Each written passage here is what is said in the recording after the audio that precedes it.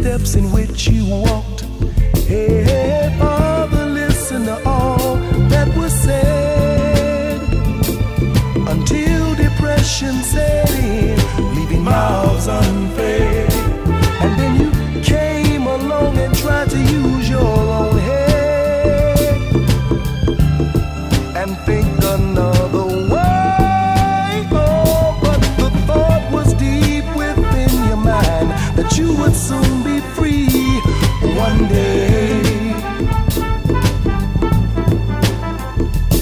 But it was just a mere thought, because you decided to lay.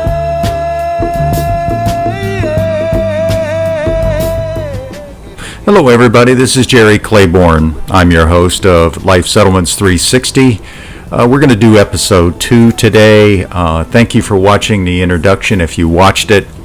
But what we want to talk about today is probably the most important thing when it comes to life settlements, and it's the question I've been asked for every year I've been in this business. I've been in this business for 16 years, and the big question for everyone is the same, and that is, what qualifies for a life settlement?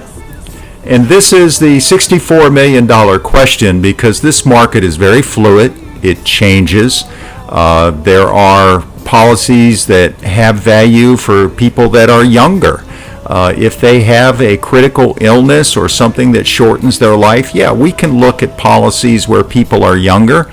But for the most part, we're probably looking at people starting at the age of 70. And a lot of the providers, the people who buy these types of policies, are always looking for policies. It's kind of their guideline. There are some exceptions to that, but the bulk of the people out there want them to be 70 or older, or they have some sort of critical illness. And kind of in a joking manner, I remember one time in my career, I had a gentleman, he called me up and he said, I've got this great policy. And he was a good agent for me. And I said, oh, okay, what's the story? So he proceeded to tell me that this was a term policy that was going to extend out for a number of years. And he was a 65-year-old one-eyed pilot. And I was like, well, that's kind of interesting, but at the same time, having one eye is not going to affect his life expectancy. So he kept saying this was a great policy. It was a huge policy, and we did run it up the flagpole, but again, the life expectancy was too long, and we couldn't really do anything with it. So what I say to you guys is simple. If you're going to look at a policy, let's take a peek at it and see what the heck we have. I can sit here and tell you right now that until we really look at something, we really don't know. Now, if the client is pretty healthy and they're in their 60s, probably won't work. But if they're in their 70s, why don't we try and take a look at it? So I tell all of my agents and anyone who is looking at this, who has a policy, who is over the age of 70, let's take a look at it and see if it has value in the secondary market.